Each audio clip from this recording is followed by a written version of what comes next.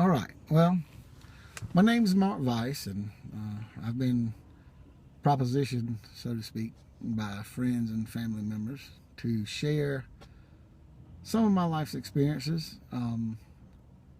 Because I'm gonna tell you, this shit, some of the stuff's happened to me. This shit can't be made up. It is. It'll be all true. And those of you that want to argue it, whether it's true or not, 97, 98% of my experiences actually has eyewitnesses accounts of it happening. So, that being said, some of the stories I tell, I'll share stories of experiences, thoughts, things that bother me. And I'm sure we'll have a lot of debate about it over time, but that's the way life is. People's got their own opinions. Okay, well, that being said, let me start with one of the first ones that come to my mind. I have two boys. Everybody knows boys are full of mischief. Well, I'm an avid hunter. I love to hunt. So I had purchased myself a lab. When I purchased the lab and he got up in age and we started training him, he was just the hard-headedest dog I have ever seen. So I decided I was going to get a shocking collar and try that, because that's what the people who train them for a living, that's what they use. So I did. This shocking collar would, you could actually set it, as a young dog, you could, or as first training, you could, it's actually got this warning. You could hit a button and make it beep.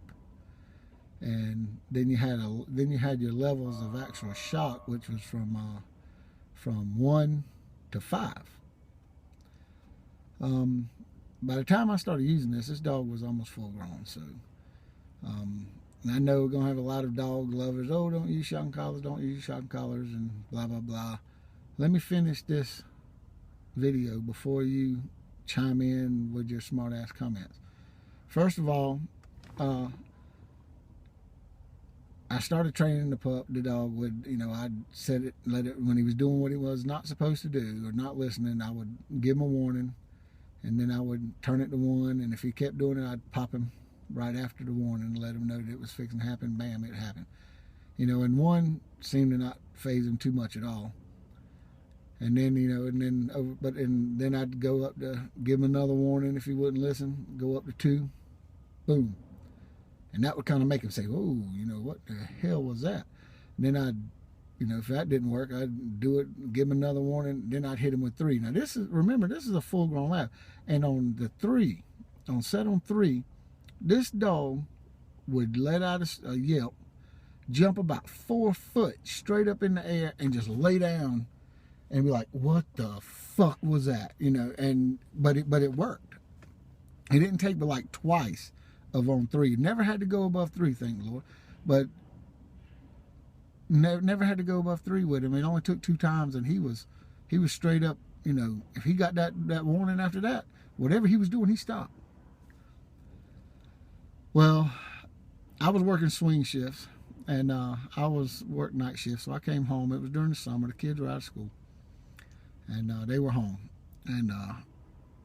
And I once I stopped needing the shocking collar, I took it off the dog, of course, and just stuck it in a cubbyhole in my room. I was laying in my bed, sleep, in a deep sleep too. And anyway, my boys, I guess they didn't want one to get in trouble without the other one. They figured it'd be better if both of them had a part in it. It'd be easier on each of them. While I was sleeping, these fools grabbed the shocking collar and the remote. One of them held the shocking collar, the other one had the remote in their hand. The youngest one was given the remote for some, I don't even know why he ended up with the remote. The oldest one lifted the covers and stuck the prongs to my ankle. The other one set the damn remote on 5 and hit it. Now, I'll be the first to tell you, I'm overweight, but I love to eat, so you know what? I've learned to deal with it. I can't do a fucking sit-up, but I sat straight up in this damn bed And, you know, when you're asleep and you just all of a sudden wake up real fast, you got to focus because shit's all blurry. Well, I had to focus. And when I focused, I finally got focused at the end of the bed, and these two damn little assholes are standing there, kee, kee, kee, kee, kee. One of them holding the remote, one of them holding the collar, kee, kee, kee. And when I focused on that, I realized what had just happened. And all I said was, "You mother," and they just took off. I did not finish the sentence because they were gone in the blink of an eye. And no, I did not get up and beat my kids. I couldn't get up. I had to sit there. I had to sit there and actually look around and breathe and make sure my fucking heart didn't stop, dude. They almost sent me to meet my maker. Don't get me wrong, people. I'm not afraid to die. Everybody does it. But I'm not ready to go. They lit my ass up. Now, that's an experience no one needs, no one wants. I'll tell you this much. When I got my hands on the shocking collar and the remote, I not only took the battery out the remote, I threw that bitch in the trash and made sure it got out of that house by the trash people before, you know, anybody knew I'd done it. Now, I don't have nothing against using shocking collars. That's everybody's got their own thing, you know. But I can give you some advice. You know, shock yourself with it a couple of times on, you know, on high power. See what happens. See what the dog's having to deal with. Because I believe if I'd hit that dog with that 5, it'd have killed him. Because I tell you what, it almost stopped my damn heart.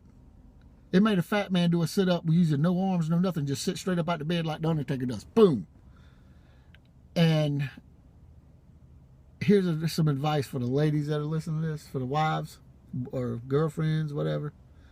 If you want to train your man, buy you a shocking collar. Put it on his leg, on his wrist, around his neck, whatever.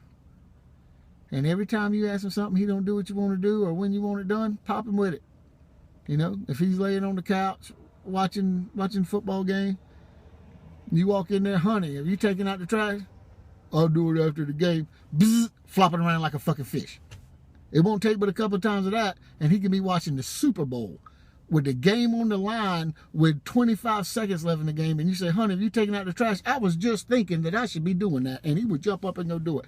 That shit works. Trust me. Trust me.